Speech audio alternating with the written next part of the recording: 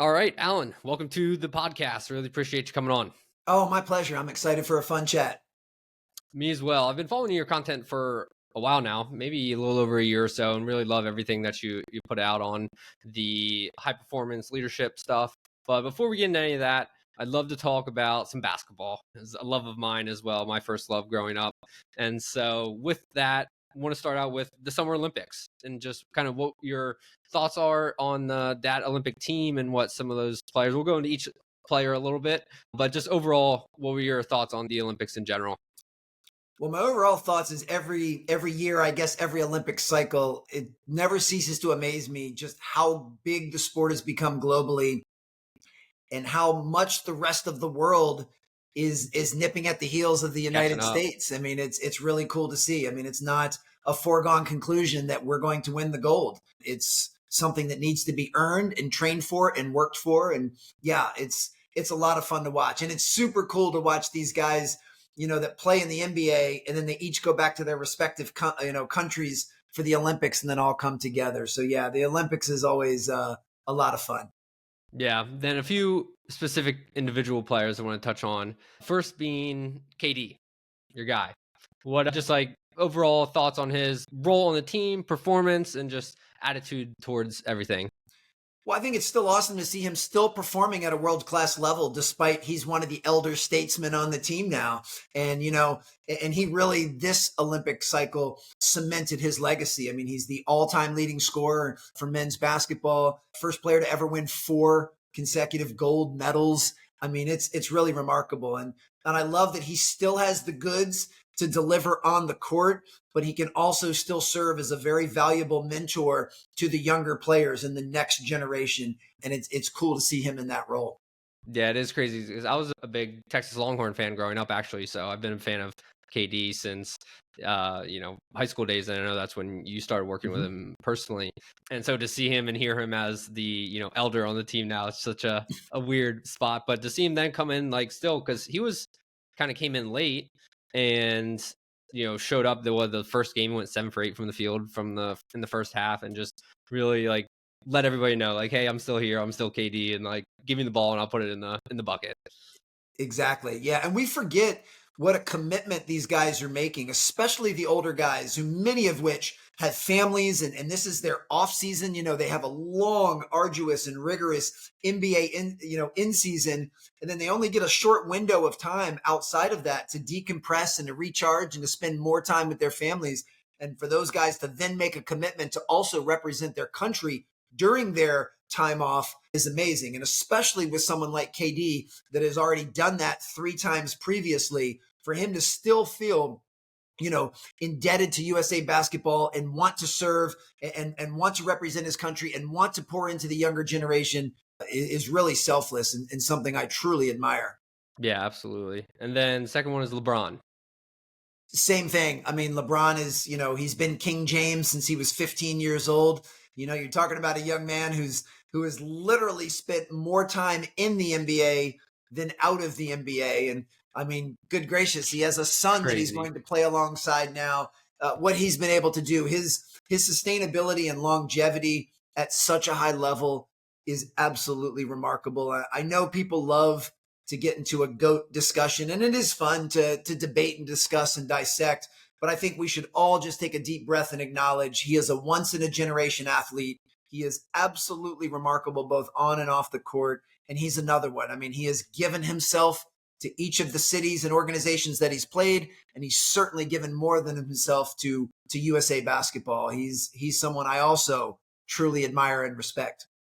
To be able to put up the numbers that he still puts up his 20 whatever year into the league is absolutely insane. What do you think it is about him that allows him to do that, beyond just like the freak genetic athletics that he obviously has, but there's something deeper than that to be able to continue to do what he does. Yeah, I mean, deep inside, there has to be just an unparalleled fire and passion for the game of basketball, or there's no way he would hang on this long. I mean, he's a man of many talents and certainly has, the ability now to spawn off and try a different career in something else, whether it's music or television or anything else he wants to do. I mean, he's incredible in all of those domains. So I would say it probably starts with a deep passion. I would imagine on some level, he really wants to leave his thumbprint on this game. He really wants to leave a legacy. I don't think he makes any bones about wanting to be one of the best to ever play. And he realizes at this point that every year, successive year that he adds to that,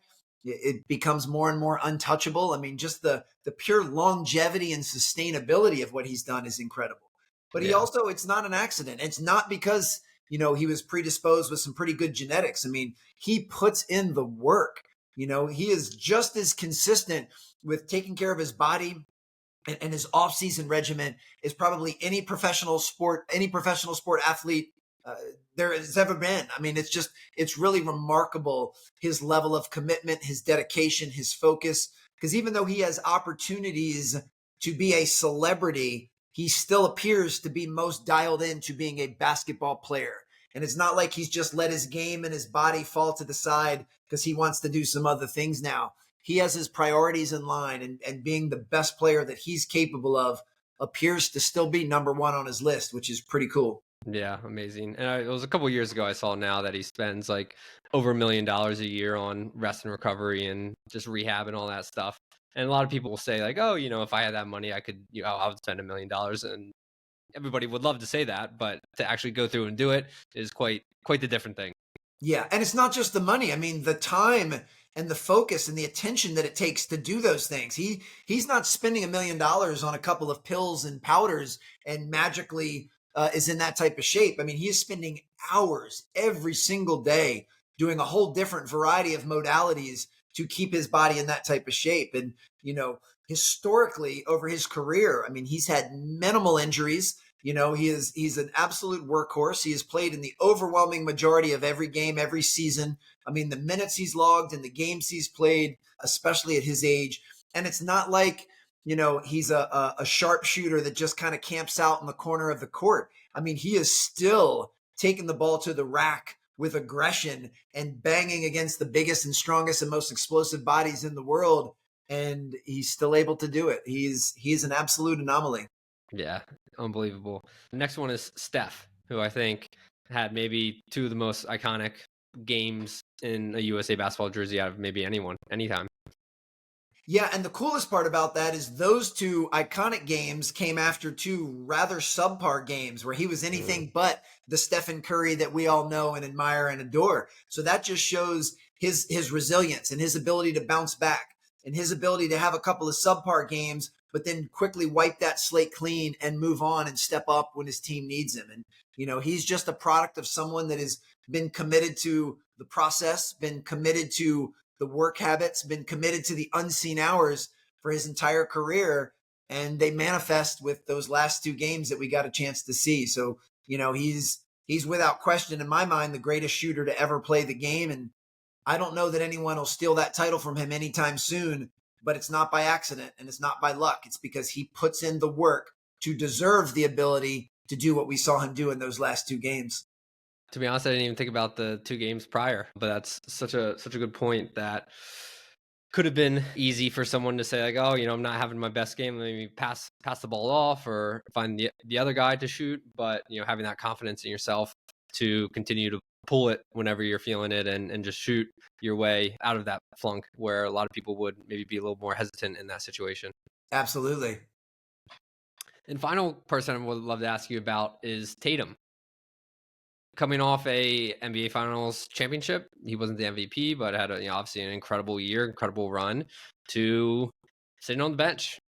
How does that what goes through somebody's mind in that point, and just what are your thoughts on just like how someone can think about that aspect of being a great player on a great team, but not potentially playing as much or being in a role that you're accustomed to?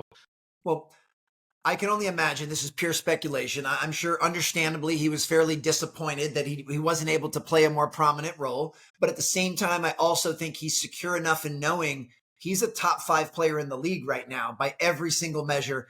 And he is a world champion, which, prior to this year was the only thing that any critics could say of him is, hey, you haven't won it all. And until you win it all, you can't be in the discussion. So he just moved up to an exclusive club. He certainly appears to be such a likable teammate that I'm sure him and Brad Stevens and the Celtics regime will continue to attract the type of talent they need to keep this going. I believe they have most of their team coming back next year, so I don't foresee any reason why Boston wouldn't at least be in the conversation to try to win it back to back. And because, they are very talented, but a lot of that is because of Tatum's leadership and certainly his skill set. So I'm sure he would have preferred to have taken the momentum of winning a championship and parlayed that into being one of the main guys to win a gold medal. But I also am sure he has a respect for the game. He has a respect for Coach Kerr. He has a respect for these elder statesmen. It's not like he was playing behind some slugs. He's playing behind bona fide Hall of Famers, some of the best to ever play the game. And hopefully he has the maturity to know his turn will come. I certainly don't predict the future, but if it hasn't gone on record, I would assume that LeBron, Steph, and KD will not be playing in the next Olympic cycle, which means the vast majority of minutes and shots will be open to that next tier. And I would imagine that Tatum will be primed and ready to step in and fulfill that position. I'm with you 100% that.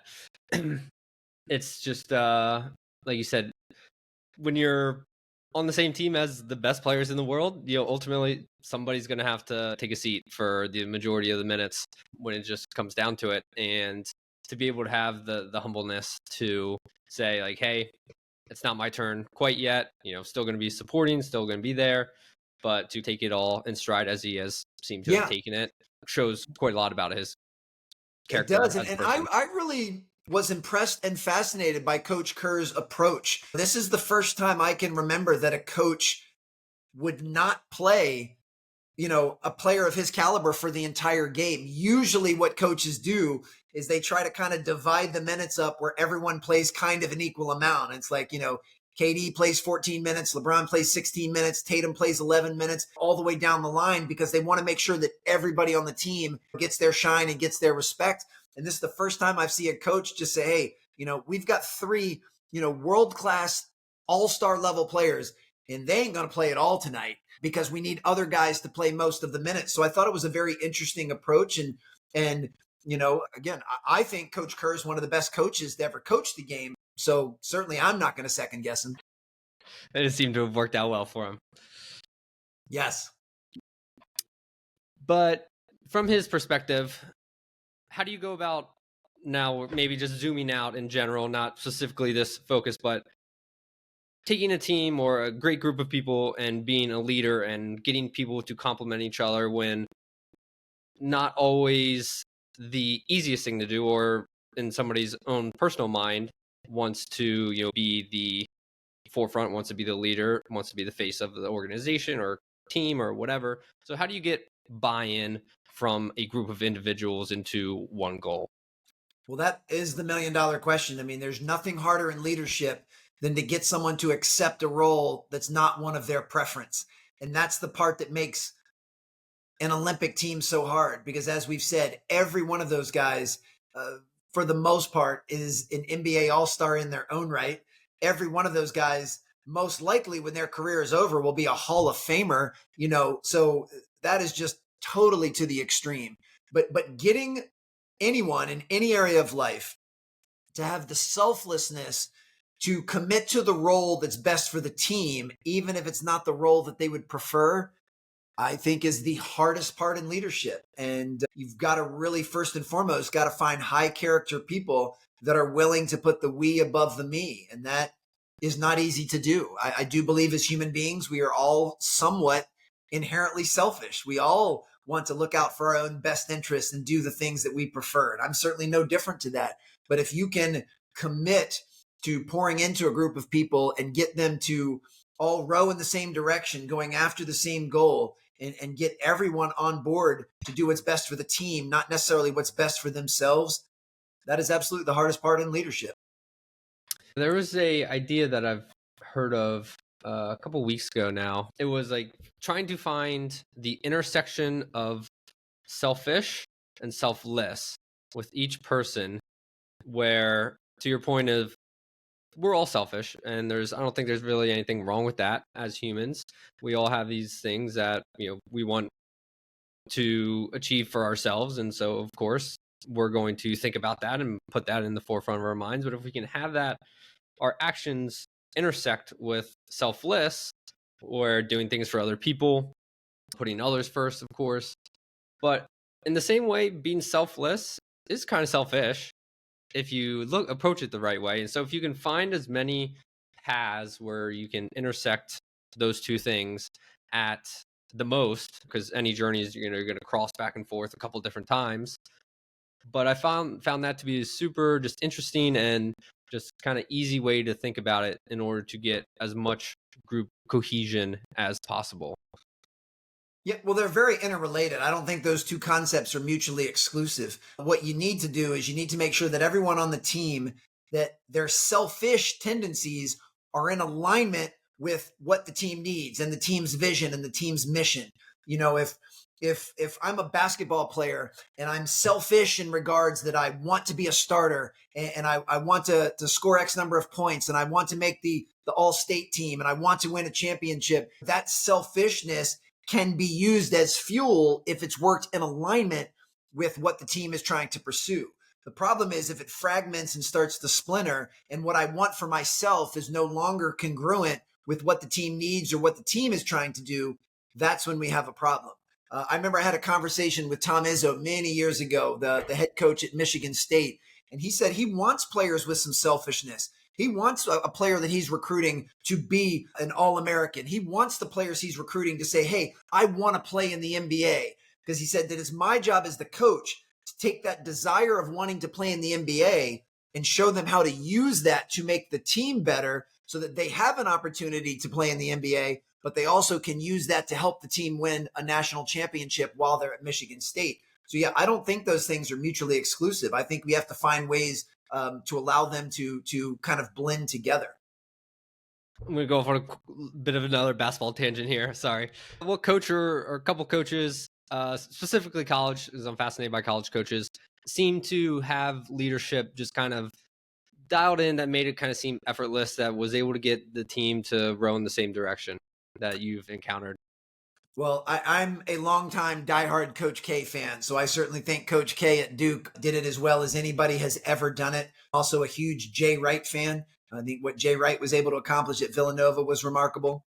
I am a Tom Izzo fan. I mean, it's a long list. And I know I just named some of the kind of elder statesmen, you know, guys currently in the game. I think Shaka Smart, Nate Oates, John Shire. I mean, these guys are absolutely brilliant. And I know I'm leaving off a host of names. I mean, in today's day and age, for you to have an opportunity to coach, especially at one of the blue chip schools, one of the top 20 or 30 schools in college basketball, you're most likely doing something really right, not just with X's and O's on the court, but your ability to lead and get people to buy in. But yeah, off the top of my head, those are some of my immediate favorites.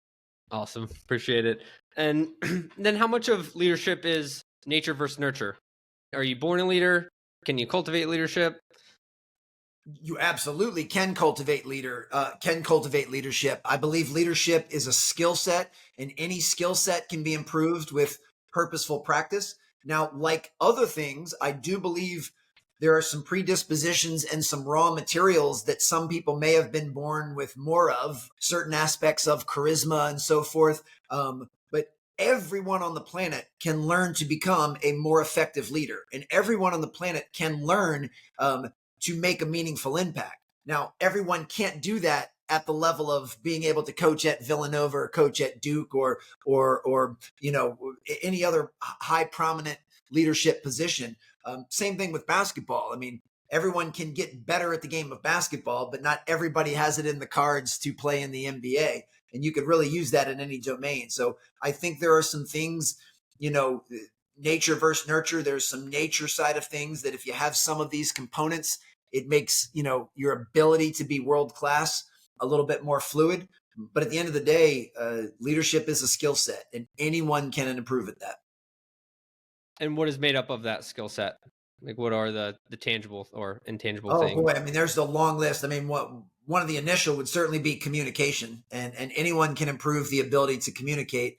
And as any good leader will tell you, communication is not just the spoken; it's also the unspoken. It's the ability to listen. You know, the ability to have empathy and compassion and actively listen, certainly the ability to articulate your point of view, articulate your vision and your mission, some level of motivation and inspiration to get people excited about what it is that you're, getting them to work towards. I mean, communication is one that jumps out immediately. I think that can be probably one of the tougher ones for people who it doesn't come naturally as well. So what are some of the, I don't know if easy is the right way, but simple things people can do to better their communication skills, get people to better be a better motivator, so on and so forth. Well, with anything, it's just purposeful practice. If you want to get better at communication, then you need to practice communicating. If you want to become a better active listener, then you need to take advantage of every opportunity you have to be fully present and to actively listen. I can't remember because there's so many titans in the industry. I can't remember if it was John Maxwell or somebody even before him. When you're listening to somebody, the goal is not to just wait your turn to respond. The goal is to actually connect. The goal is to learn. The goal is to be fully in that moment and really take in what that other person is saying without judgment or assumption. I mean, we all have opportunities to practice that. I mean, I'm a big believer that repetition is how we get good at anything. Purposeful intent, repetition, and then feedback. That loop is how we improve at anything. So we can all improve our ability to be present and to listen. We can all improve our ability to articulate and to communicate. And many times, it just starts with the basic premise from a leadership standpoint is if you're going to expect it of others, you have to expect it of yourself. So you have to model the behavior that you want to see in others. Since we're sticking with the basketball theme, excuse me, you could look at a player like Tim Duncan, who really wasn't historically a very vocal leader. He doesn't really talk a lot, but certainly was the backbone of the San Antonio Spurs dynasty because he was able to lead by example. And other players would see his work ethic and his focus and his attention and how coachable he was and what a great teammate he was, and they would just follow suit. And then when a player like that did speak, it carried a lot of weight because he didn't speak a whole lot, or at least not in a leadership role. So I think there's a variety of different faces of leadership, if you will. They're not all the same. Why do you love leadership so much? What got you so into it at first? I just enjoy pouring into others. I mean, I enjoy pouring into people. And, there's something about sharing something with someone that helps move them further along to where they're trying to go that I find a tremendous amount of satisfaction in and really enjoy it. So, and leadership takes many different forms. Lots of times people look at leadership as the person that has been given the authority, the anointed leader. The head coach is the leader of the team. But for any team to be successful, whether it's the men's Olympic team or any other team, they can't have a leader. The team needs to consist of a bunch of leaders and people that are all interested in leaving their thumbprint on the organization and helping the team get where the team is trying to go. So it's not a singular position, and it's certainly not one that just because you've been given that authority means that you have the ability to actually influence and impact people. I mean, ultimately, that's how I view leadership. It is your ability to positively influence and impact those around you. So in theory, you can be in the lowest box on an org chart and you can still be an influential and impactful leader. Maybe you don't have the corner office or the sign on your desk, but you still have the ability to lead others. Yeah, I honestly think that lack of leadership and just lack of intention is honestly one of the biggest problems in the world in general today in the US of why so many people are struggling with, you name it, mental health problems. And obviously those are real things and people are seriously struggling. But I think it's from this place of they don't feel like they have any control over their destiny. They don't feel like they have any control over what they do or they're impacting anybody because of their status in the world or their status in their job or just this feeling or viewing themselves as just lesser than. And I think what you just said there is super important, that no matter who you are, what you're doing, where you're at, like you can turn on the leadership switch at any single time. Absolutely. And we have our personal lives and our professional lives. And maybe you happen to be on the lowest rung of the org chart at the office, but then you're a parent, to your children at home, and then you're at the top of the org chart. So we kind of ebb and flow into all these different scenarios in our lives. But yeah, to me, leadership is more about making the choice to have a positive influence and impact over others. And each and every one of us has the ability to make that choice. And certainly to anyone watching or listening that's struggling in any area of their life, I mean, I have nothing but compassion and empathy for those folks. Absolutely no judgment on my end, but just remind yourself that whatever story you're telling yourself is just that. It is a story. It's a narrative that you've made up. It is not a fundamental truth. And as soon as you want to start telling yourself a different story, it may lead you to feeling differently. Do you have an example in your own life of a story that you were telling yourself that wasn't true and rewrote the story or changed the story that drove to a different outcome? Oh, yeah. I mean, I can't think of one specifically, but I know it's happened no shortage of 10,000 times over the time of, over the course of my life. I mean, I have to constantly remind myself that the overwhelming majority of things that I see and feel as I navigate this world are just my perceptions of it. It's that old quote, we don't see the world as it is, we see it as we are. And very rarely are facts what trips us up. It's not the facts that people have an issue with. It's our perception and how we internalize those facts. So yeah, I mean, even to this day, on a daily basis, I have to remind myself that something I'm thinking is true is not the truth. It's my truth. And it's my truth in that moment based on a very biased lens of my own experiences and my own traumas and the things that I've gone through. So I constantly have to remind myself and step back and reflect and recalibrate that what I'm seeing or thinking right now is not the truth. And there's a million examples. I mean, and it could be something as simple as you text someone and they don't text you back right away. Normally they do, but for whatever reason, they haven't texted you back. Well, there's a gap there. And what do you use to fill in that gap? Do you start telling yourself, oh, I bet they're mad at me. Why are they angry at me? And you start to just tell yourself a story to rationalize why they haven't texted you back. And then that can even turn into some resentment and some anger. Like, man, what a jerk for not texting me back. I can't believe that. I always text them back right away. Now they're not. And you play this whole scenario in your mind. And then 3 days later, you get a text that says, hey, I lost my phone. I just got it back. So sorry I wasn't. And you're like, oh my gosh, that story that I told myself, all the anguish that I put myself through, there wasn't an ounce of truth to any of it. I 100% made it up. It was 100% hypothetical. None of it was true. So what I'm trying to do now is just at least be aware of and be cognizant of when I start to tell myself a story, especially if it's a story that doesn't serve me very well. Oh, man, that's so true that we all make up. And how funny is it that every story that we typically make up is a negative one, right? Like we never create a story like, oh, maybe that person, I don't know, has just won the lottery and is doing something great or whatever. Or like there's a positive reason for it, not a negative reason. So this like default mode to think about something negative rather than something positive.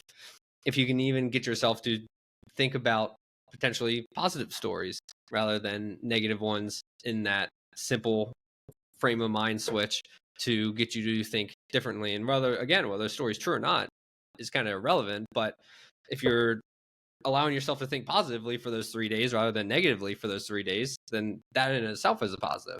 Absolutely. And yeah, I mean, if the future is 100% hypothetical anyway, you might as well write the story that works out in your favor. It doesn't serve you any purpose to write an unhappy ending. And then if whatever the truth is turns out to be an unhappy ending, then you can just deal with it then. But there's no reason to put yourself through the pain and anguish of being miserable for 3 days in advance. So yeah, I think that is something in my own life I constantly try to recalibrate. And then the other half of it is to learn to have some level of acceptance and surrender, some level of just being okay with reality.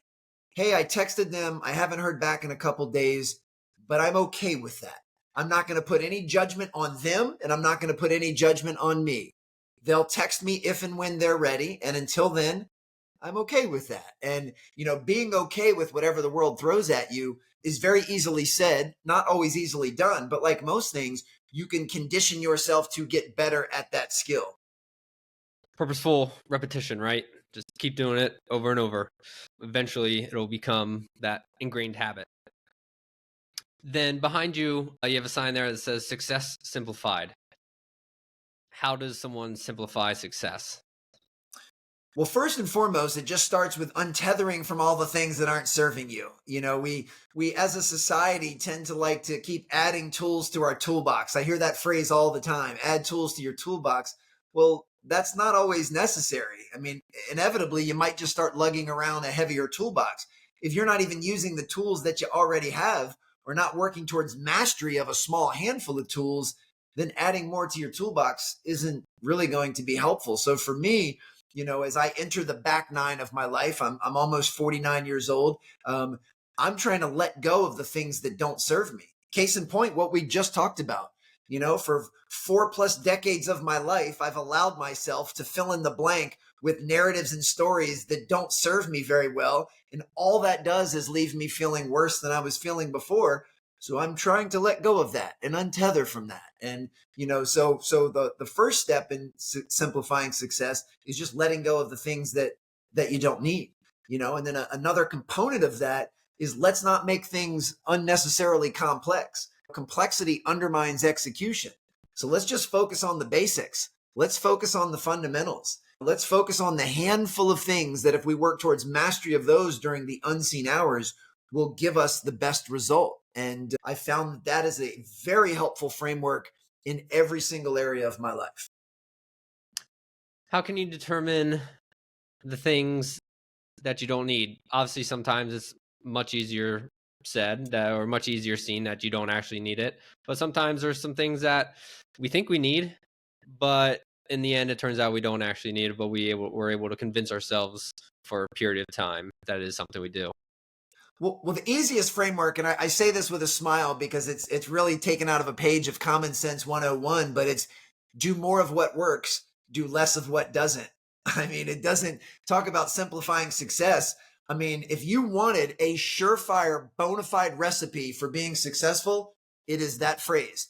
Do more of what works, do less of what doesn't. And obviously, as we continue to gain life experience and we get more reps in every area of our life, then we have a much bigger sample size to look at.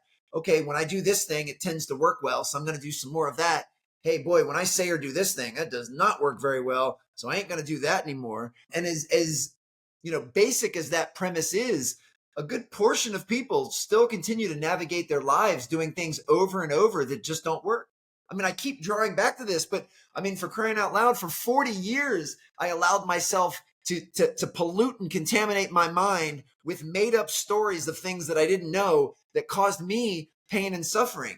I mean, it took me 40 years to learn how to let go of that. So I'm not saying any of this is just stuff that's as simple as actually emptying out a physical toolbox. But over time, I realized, hey, every time I fill in the blank with something that makes me anxious or depressed or makes me worried, it makes me not feel very good. All right, well, why don't I stop doing that? So I'm a little late to the party because it took 40 years to come to that basic conclusion. But hey, maybe I can enjoy the next 40 years without doing that. Absolutely. Then you mentioned a couple of times throughout our conversation already is fundamentals.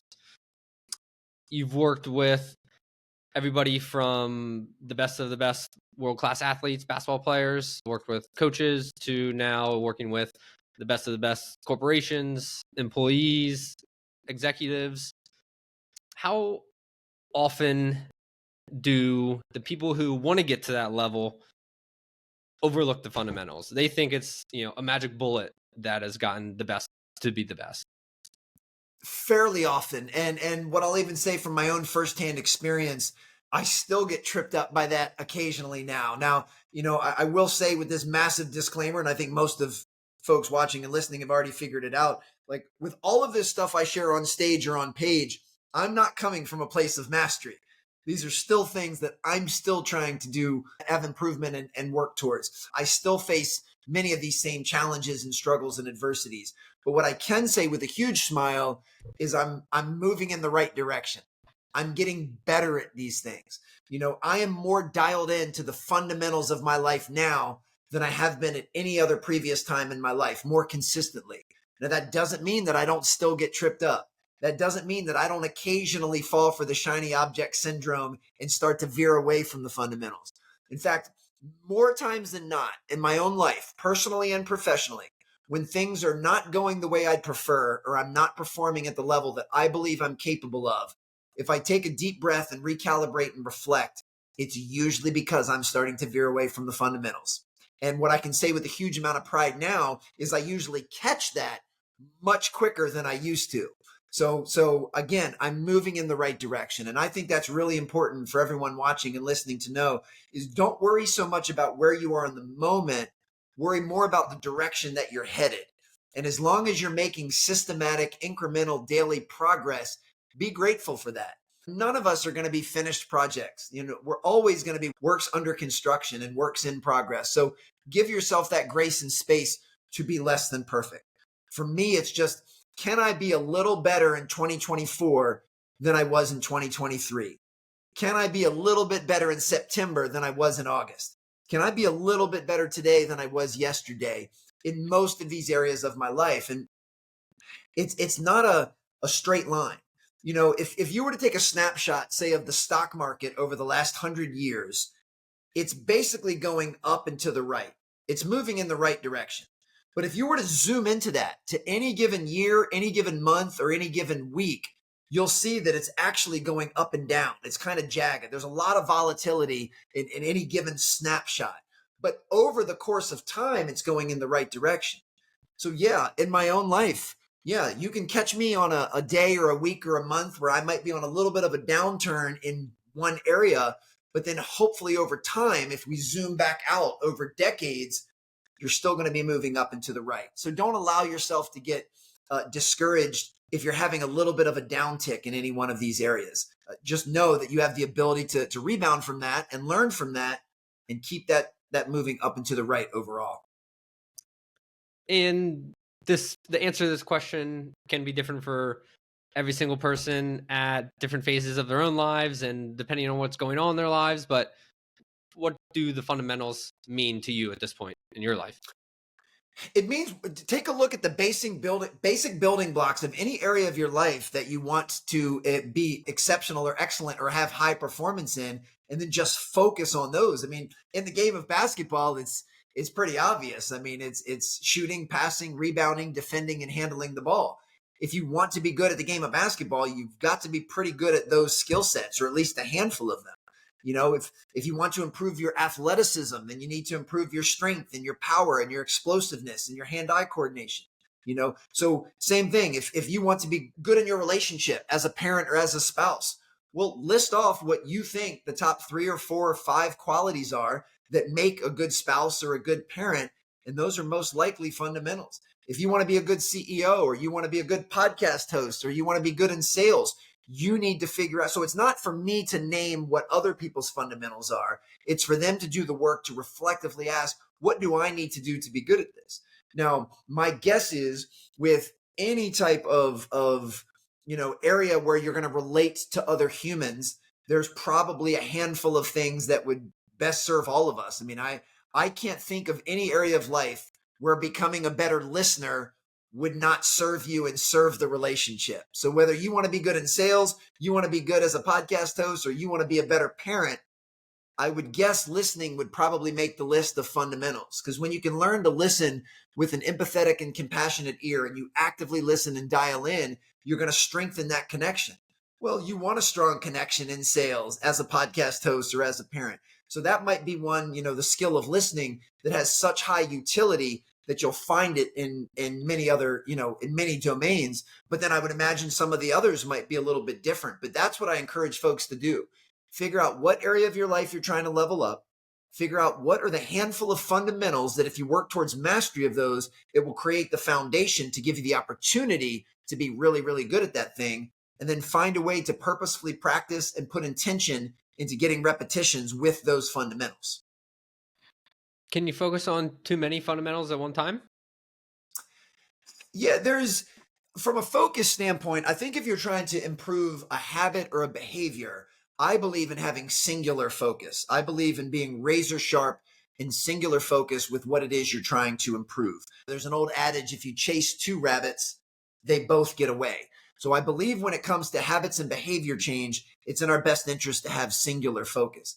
But as far as our overarching holistic approach to being human beings, I think we need, and I'm a big process and systems guy. I think we need to have process and systems and set up our environment to give us the best chance to work towards being the person that we're capable of becoming.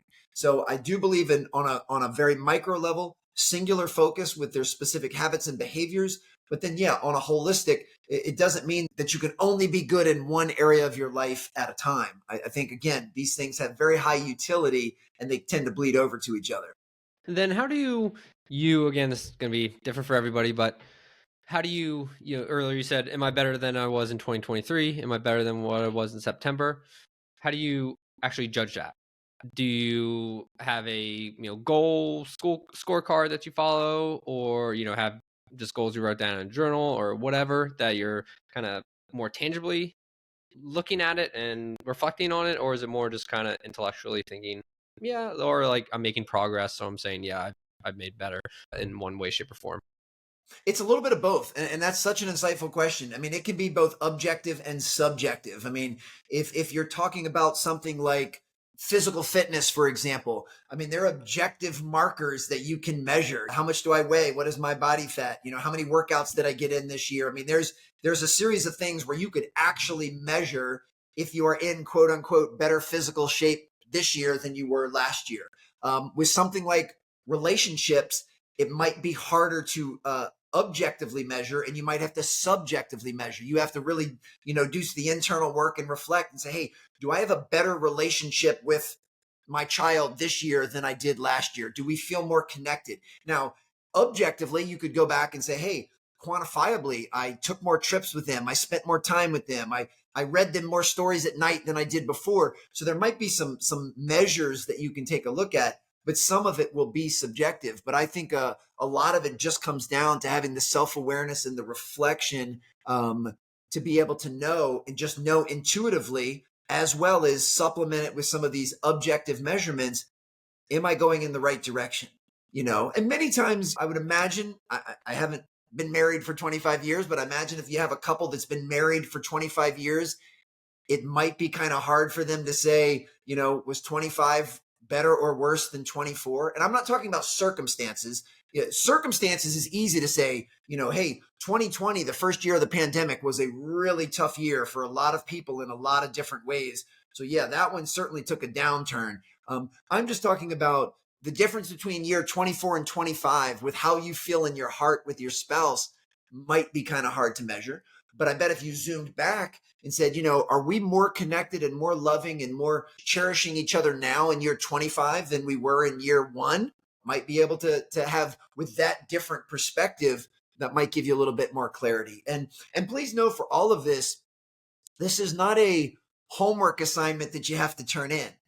This is not for anyone else to judge. This is something I recommend for yourself. You just need to know, when I look in the mirror, am I moving in the right direction? A daily calibration could be something as simple as, every night before you go to bed, just ask yourself, just say, Alan, I just traded 24 hours of my life for the progress that I made today.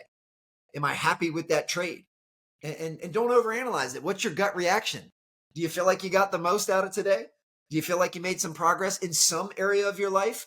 And if the answer is yes, then I hope you get a really peaceful night's sleep.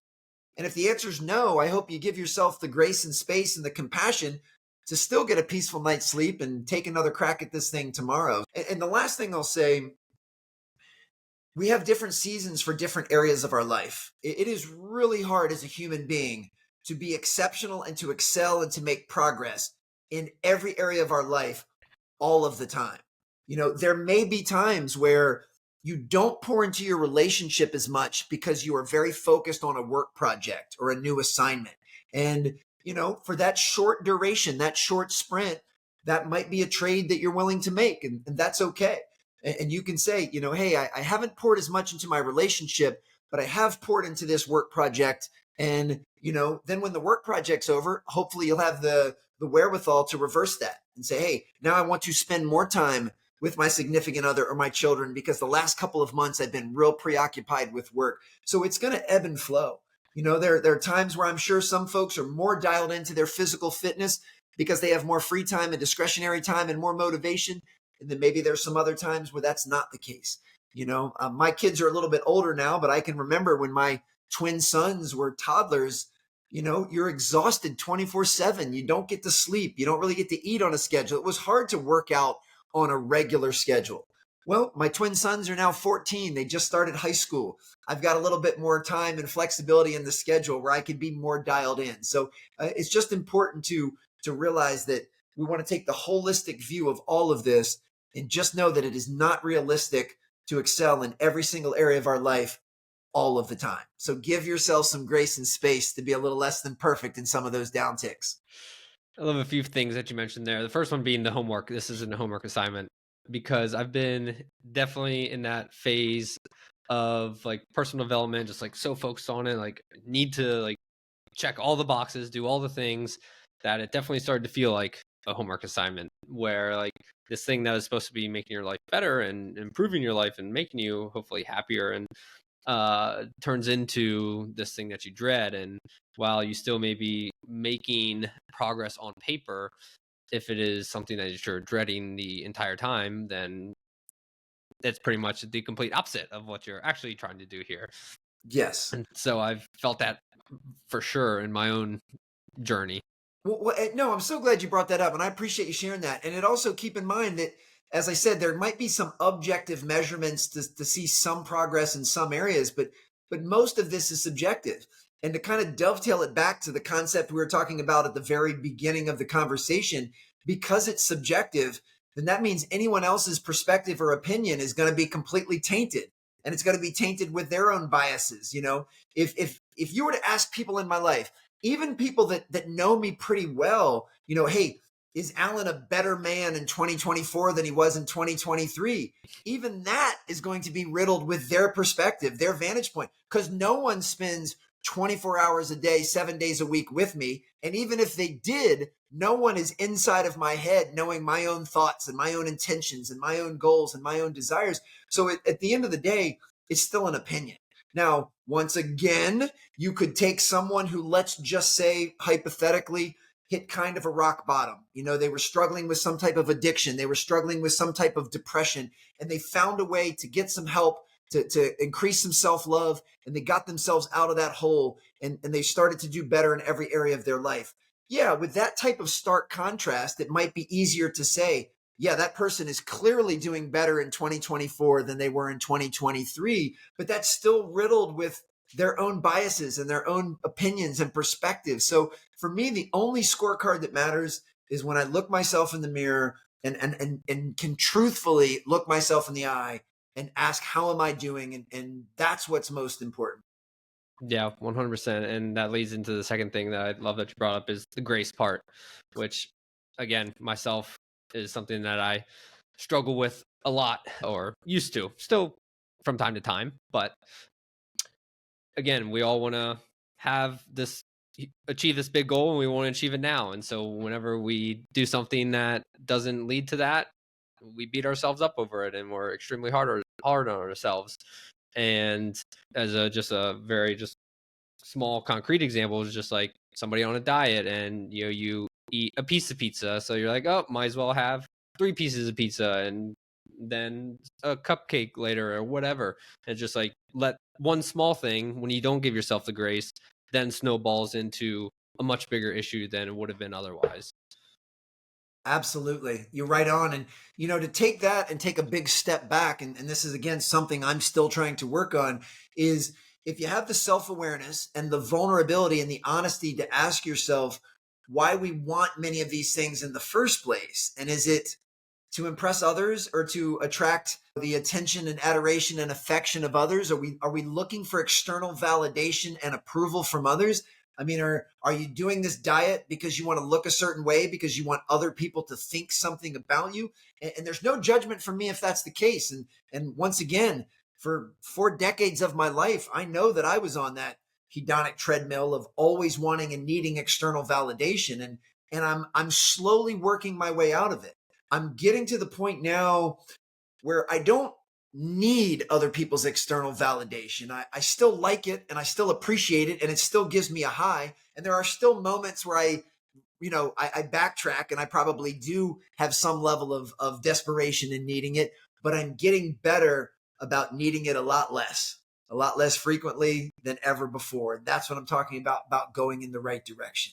Are you doing things because they truly bring you fulfillment and enjoyment and bring you peace? Or are you doing them because you want to virtue signal to other people on how they're going to feel about you and how they treat you? And, as a professional keynote speaker, this is something I struggle with all of the time, because on one hand, I am in service of the audience. The only reason I'm on that stage is because I'm trying to say something useful and valuable and helpful to improve the lives of the people I speak with. But at the same time, I can't allow my own self-worth to be given to a room full of strangers. I have to have some pride in knowing that I did my due diligence. I rehearsed, I practiced. When I got on stage, I was fully present. I was in service and I did the best that I was capable of. Now, does it feel better to have a talk end with a standing ovation and people clapping? Of course that feels better, but I can't let that be the barometer for how I feel about myself. So I'm trying really hard at this point in my life not to give my power away, not to let other people dictate how I feel about myself, not to let circumstances and events and what other people say and do to dictate my mood and my life and how, my confidence level. I'm trying to let all of that come from within. And once again, I am far from the finish line, but I'm getting better at it. And for that, I'm incredibly grateful. Progress.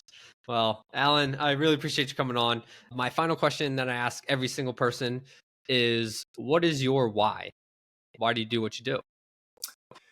I mentioned it before. To me, there's no greater satisfaction than being able to pour into other human beings. A quote that I try and live by is, a candle loses nothing by lighting another candle. And that's ultimately what I'm trying to do, is light other people's candles, is to be able to share things that are meaningful and memorable and sticky enough that if people apply them to their lives and their businesses, they feel that they're improving. That gives me a tremendous amount of satisfaction, and it really fills my cup. So my goal is to light as many candles as I can, obviously saying that in air quotes, as consistently as possible. And I do it from a place of gratitude, because so many people have poured into me and have helped light my candle, even when things may have felt dark. So for that, I'm incredibly grateful. Love it. Well, thanks again, Alan. If people are inspired by the conversation and want to learn more about you or check out one of your books or anything else you got going on, where's the best place for them to find you at? This was a lot of fun. You do a great job. You are a world-class active listener, and for that, I'm very thankful. The easiest thing to do is just go to alansteinjr.com. That's got all the information on my speaking programs and everything else that I've got cooking. And I'm also very easily found and very accessible and responsive on social media, just at Alan Stein Jr. on Instagram and X. Easy to find on LinkedIn as well with a quick name search. And I do have a couple books out. One is Raise Your Game, and the other is Sustain Your Game. And you can find those on Amazon or Audible or wherever you like to get your books and audiobooks. Awesome. I'll have all that linked in the show notes so people can easily find you. But Alan, thanks again. Really appreciate you. Thank you so much.